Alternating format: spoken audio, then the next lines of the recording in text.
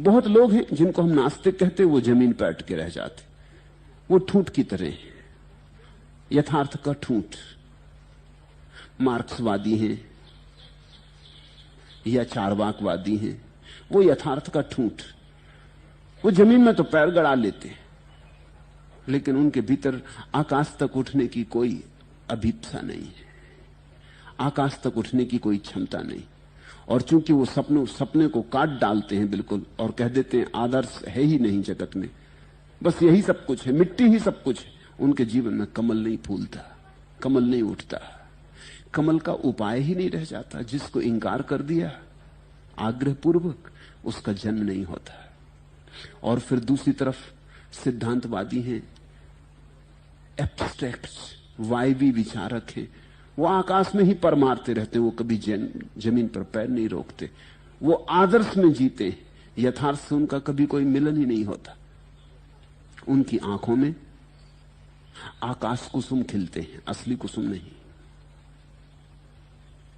बुद्ध स्वप्नवादी नहीं, परम व्यवहारिक है, लेकिन चारवाक जैसे व्यवहारवादी भी नहीं।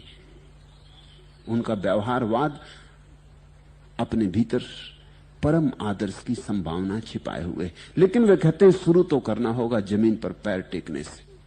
जिसके पैर जमीन में जितनी मजबूती से टिके, वो उतनी ही आसानी से आकाश को छूने में समर्थ हो पाएगा।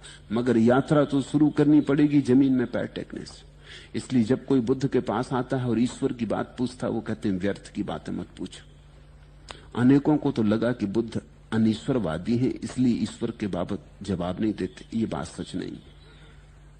बुद्ध कहते हैं पहले जमीन तो गड़ा लो, पहले जमीन में तो पैर गड़ा लो, पहले ध्यान में तो उतरो, पहले अंतस चेतना में तो जड़ें फैला लो, पहले तुम जो हो उसको तो पहचान लो, फिर ये पीछे हो लेगा, ये अपने से हो लेगा। ये एक दिन अचानक हो जाता है। जब जमीन में वृक्ष की जड़ें खूब मजबूती से रुक जाती हैं, तो वृक्ष अपने आप आकाश की तरफ उठने लगता है। एक दिन आकाश में उठे वृक्ष में फूल भी खिलते हैं, वसंत भी आता है, मगर वो अपने से होता है। असली बात जड़ की है। तो बुद्ध बहुत गहरे में यथार्थवादी हैं, लेकिन उनका यथार्थ आदर्श को समाहित किए हुए, वो आदर्श समन्वित है यथार्थ में।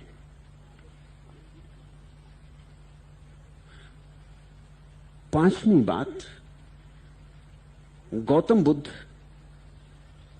विधिवादी नहीं, मानवीय। एक तो विधिवादी होता जैसे मनु, सिद्धांत महत्वपूर्ण है, मनुष्य महत्वपूर्ण नहीं है। ऐसा लगता है मनु में जैसे मनुष्य सिद्धांत के लिए बना है, मनुष्य की आहुति चढ़ाई जा सकती सिद्धांत के लिए, लेकिन सिद्धांत में हेर बदल नहीं की जा सकती। बुद्ध अति मानवीय, ह्यूमनिस्ट, मानववादी है। वे कहते हैं सिद्धांत का उपयोग है मनुष्य की सेवा में तत्पर हो जाना। सिद्धांत मनुष्य के लिए है, मनुष्य सिद्धांत के लिए नहीं। इसलिए बुद्ध के वक्तव्यों में बड़े विरोधाभास है, क्योंकि बुद्ध एक एक व्यक्ति की मनुष्यता को इतना मूल्य देते, इतना चरम मूल्य देते, कि अगर उन्हें लगता है इस आदमी को इस सिद्धांत से ठीक नहीं पड़ेगा, तो वो सिद्धांत बदल देते। अगर उन्हें लगता है कि थोड़े से सिद्धांत में फर्क करने से इस आदमी को लाभ होगा, तो उन्हें फर्क करने में जरा भी झिझक नहीं होती। लेकिन मौलिक रूप से ध्यान उनका व्यक्ति पर है, मनुष्य पर है। मनुष्य परम है, मनुष्य चरम है, मनुष्य मापदंड है। सब चीजें मनुष्य पर कसी जानी चाहिए। इसलिए बुद्ध वर्ण व्यवस्था को न मान सके, इसलिए बुद्ध आश्रम व्यवस्था को भी न मान सके, क्योंकि ये जड़ सिद्धांत है। बुद्ध ने कहा ब्राह्मण वही जो ब्रह्म को जाने। ब्राह्मण घर में पैदा होने से कोई ब्राह्मण नहीं होता, और शूद्र वही जो ब्रह्म को न जाने। शूद्र घर में पैदा होने से कोई शूद्र नहीं होता। तो अनेक ब्राह्मण शूद्र हो गए बुद्ध के हिसाब से, और अनेक शूद्र ब्राह्मण हो गए। सब अस्त व्यस्त हो गया। मनु के पूरे शास्त्र को बुद्ध ने उखाड़ फेंका। हिंदू अब तक भी बुद्ध से नाराजगी भूले नहीं। वर्ण व्यवस्था को इस बुरी तरह बुद्ध ने तोड़ा। यह कुछ आकस्मिक बात नहीं थी कि डॉक्टर अंबेडकर ने 2500 साल बाद फिर शूद्रों को बौद्ध होने का निमंत्रण दिया। इसके पीछे कारण है। अंबेडकर ने बहुत बातें सोची थी। पहले उसने सोचा कि ईसाई हो जाएं, क्योंकि हिंदुओं ने तो सता डाला है, तो ईसाई हो जाएं। फिर सोचा कि मुसलमान हो जाएं, लेकिन ये कोई बात जमी नहीं, क्योंकि मुसलमानों में भी वही उपद्रव है। वर्ण के नाम से ना होगा तो सिया सुन्नी का है।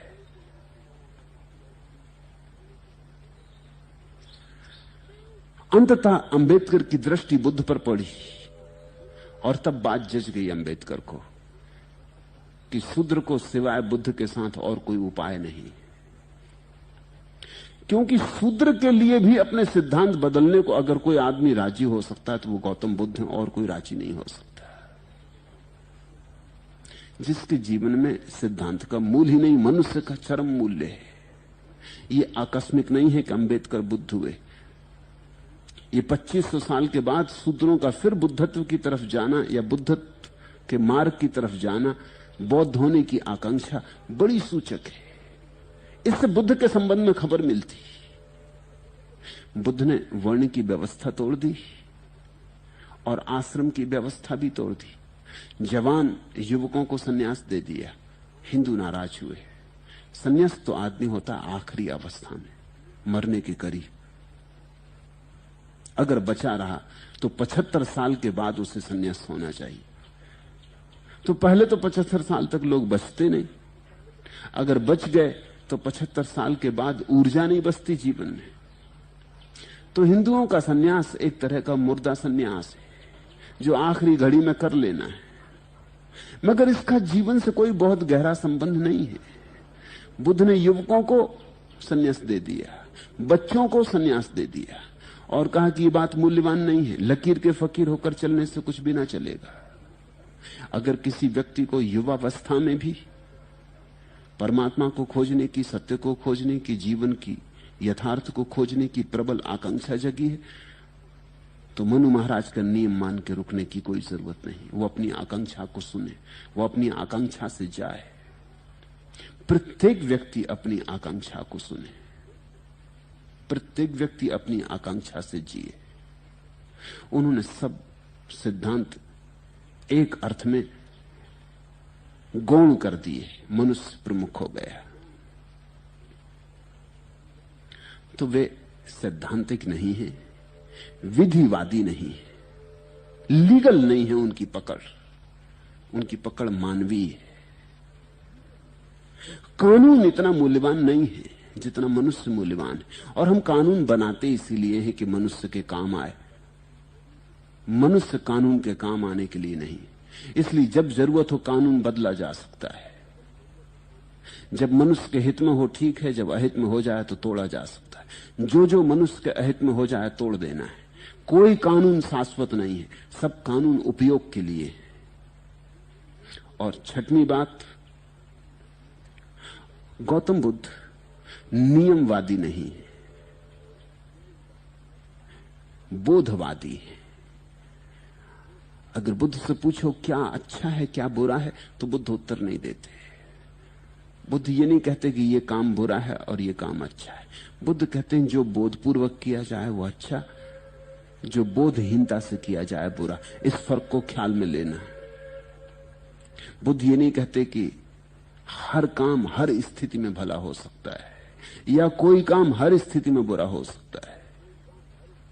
कभी कोई बात पुण्य हो सकती है और कभी कोई बात पाप हो सकती। वही बात पाप हो सकती, भिन्न परिस्थिति में वही बात पाप हो सकती। इसलिए पाप और पुण्य कर्मों के ऊपर लगे हुए लेबल नहीं है। अभी जो तुमने किया पुण्य और सांझ को दोहराओ तो शायद पाप हो जाए, भिन्न परिस्थिति। तो फिर हमारे पास शाश्वत आधार क्या होगा निर्णय का? बुद्ध ने एक नया आधार दिया। बुद्ध ने आधार दिया बोध, जागरूकता। इसे ख्याल में लेना, जो मनुष्य जागरूकता पूर्वक कर पाए, जो भी जागरूकता में ही किया जा सके वही पुण्य है। और जो बात केवल मूर्छा में ही की जा सके वही पाप है।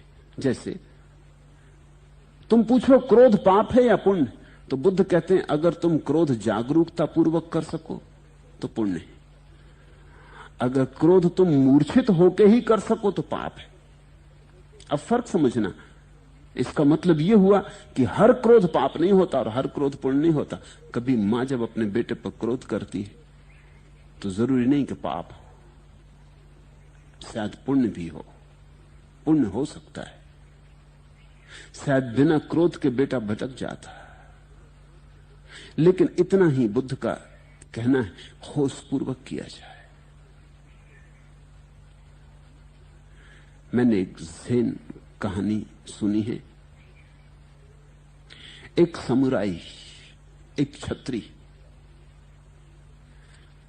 के गुरु को किसी ने मार दिया, और जापान में ऐसी व्यवस्था है अगर किसी का गुरु मार डाला जाए तो शिष्य का यह कर्तव्य है कि बदला ले, और जब तक वो मारने वाले को न मार दे तब तक चैन न ले। ये समुराई तो बड़े भयानक योद्धा होते। गुरु को किसी ने मार डाला तो उसका जो शिष्य था वो तो सब कुछ छोड़ के बस इसी में लग गया। 2 साल बाद उसका पीछा करते करते एक जंगल में, एक गुफा में उसको पकड़ लिया। बस उसकी छाती में छुरा भोंकने को था ही कि उस आदमी ने इस समुराई के ऊपर थूक दिया। जैसे उसने थूका, उसने छुरा वापस रख लिया अपने म्यान में और वापस गुफा के बाहर निकल आया। उस आदमी ने कहा, क्यों भाई, क्या हो गया? 2 साल से मेरे पीछे पड़े हो, बामुश्किल तुम्हें मुझे खोज पाए, मैं जंगल जंगल भागता रहा, आज तुम्हें मिल गया, आज क्या बात होगी कि छुरा निकाला हुआ वापस रख लिया? उसने कहा कि मुझे क्रोध आ गया, तुमने थूक दिया, मुझे क्रोध आ गया। मेरे गुरु का उपदेश था, मारो भी अगर किसी को तो मूर्छा में मत मारना। तो मारने में भी कोई पाप नहीं है, लेकिन तुमने जो थूक दिया, 2 साल तक मैंने होश रखा। ये तो सिर्फ एक व्यवस्था की बात थी कि गुरु को मेरे तुमने मारा तो मैं तुम्हें मार रहा था, मेरा इसमें कुछ वैयक्तिक लेना देना नहीं था। लेकिन तुमने थूक क्या दिया, मुझे मैं भूल ही गया गुरु को, और मेरे मन में भाव उठा कि मार डालूं इस आदमी को, इसने मेरे ऊपर थूका, मैं बीच में आ गया, मूर्छा आ गई, अहंकार बीच में आ गया, मूर्छा आ गई। इसलिए अब जाता हूं, अब फिर जब ये मूर्छा खट जाएगी तब सोचूंगा, लेकिन मूर्छा में कुछ किया नहीं जा सकता। बुद्ध ने कहा है, जो तुम मूर्छा में करो वही पाप, जो तुम जागरूकता में करो वही पुण्य। ये पाप और पुण्य की बड़ी नई व्यवस्था थी, और इसमें व्यक्ति को परम स्वतंत्रता है। कोई दूसरा तय नहीं कर सकता कि क्या पाप है, क्या पाप है, क्या पुण्य है, तुमको ही तय करना है। बुद्ध ने व्यक्ति को परम गरिमा दी। और 7वीं बात, गौतम बुद्ध असहज के पक्षपाती नहीं, सहज के उपदेष्टा हैं। गौतम बुद्ध कहते हैं, कठिन के ही कारण आकर्षित मत हो, क्योंकि कठिन में अहंकार का लगाव है। इसे तुमने देखा कभी? जितनी कठिन बात हो, लोग करने को उसमें उतने ही उत्सुक होते, क्योंकि कठिन बात में अहंकार को रस आता, मजा आता, करके दिखा दूं। अब जैसे पूना की पहाड़ी पे कोई चढ़ जाए तो इसमें कुछ मजा नहीं है, एवरेस्ट पे चढ़ जाऊं तो कुछ बात है। पूना की पहाड़ी पे चढ़ के कौन तुम्हारी फिक्र करेगा? तुम वहां लगा रहो, झंडा खड़े रहो चढ़ा के, ना अखबार खबर छापेंगे, न कोई वहां तुम्हारा चित्र लेने आएगा। तुम बड़े हैरान होगे कि फिर ये हिलेरी पर और तेंजिंग पर इतना शोरगुल क्यों मचाया गया? आखिर इनने भी कौन सी बड़ी बात की थी, जाके हिमालय पर झंडा गाड़ दिया था, मैंने भी झंडा गाड़ दिया। लेकिन तुम्हारी पहाड़ी छोटी है, इस पर कोई भी चढ़ सकता है। जिस पहाड़ी पे कोई भी चढ़ सकता है उसमें अहंकार को तृप्ति का उपाय नहीं। तो बुद्ध ने कहा कि अहंकार अक्सर ही दुर्गम में और कठिन में उत्सुक होता है। इसलिए कभी कभी ऐसा हो जाता है कि जो सहज और सुगम है, जो हाथ के पास है, वो चूक जाता है, और दूर के तारों पर हम चलते जाते हैं, देखते हैं आदमी चांद पर पहुंच गया, अभी अपने पे नहीं पहुंचा। तुमने कभी देखा, सोचा इस पर? चांद पर पहुंचना तकनीक की अद्भुत विजय है, गणित की अद्भुत विजय है, विज्ञान की अद्भुत विजय है। जो आदमी चांद पर पहुंच गया, ये अभी छोटी छोटी चीजें करने में सफल नहीं हो पाया है। अभी एक ऐसा फाउंटेन पेन भी नहीं बना पाया जो लीकता ना हो, और चांद पे पहुंच गए। छोटी सी बात थी, अभी सर्दी जुकाम का इलाज नहीं खोज पाए, चांद पे पहुंच गए। अब ऐसे फाउंटेन पेन को बनाने में उत्सुक भी कौन हो जो लीके ना। छोटी मोटी बात, इसमें रखा क्या है? फाउंटेन पेन सदा लीकेंगे, कोई आशा नहीं दिखती कि कभी ऐसे फाउंटेन पेन बनेंगे जो लीके ना। और सर्दी जुकाम सदा रहेगी, इससे छुटकारे का उपाय नहीं, क्योंकि चिकित्सक कैंसर में उत्सुक है, सर्दी जुकाम में नहीं। बड़ी चीज अहंकार को चुनौती बनती है। आदमी अपने भीतर नहीं पहुंचा जो निकटतम है, और चांद पर पहुंच गया, मंगल पे भी पहुंचेगा, किसी दिन और तारों पे भी पहुंचेगा, बस अपने को छोड़ के और सब जगह पहुंचेगा। तो बुद्ध असहजवादी नहीं, बुद्ध कहते हैं सहज पर ध्यान दो, जो सरल है सुगम है उसको जियो, जो सुगम है वही साधना है, इसको ख्याल में लेना। तो बुद्ध ने जीवन चर्या को अत्यंत सुगम बनाने के लिए उपदेश दिया है। छोटे बच्चे की भांति सरल जियो। साधु होने का अर्थ बहुत कठिन और जटिल हो जाना नहीं कि सिर के बल खड़े हैं, कि खड़े हैं तो खड़े ही हैं, बैठते नहीं, कि भूखों मर रहे हैं, कि लंबे उपवास कर रहे हैं, कि कांटों की सैया बिठा के उस पर लेट गए हैं, कि धूप में खड़े, कि शीत में खड़े, कि नग्न खड़े। बुद्ध ने इन सारी बातों पर कहा कि ये सब अहंकार की ही दौड़ है। जीवन तो सुगम है, सरल है, सत्य सुगम और सरल ही होगा। तुम नैसर्गिक बनो और अहंकार के आकर्षणों में मत उलझो। ये 7 बातें ध्यान में रहें।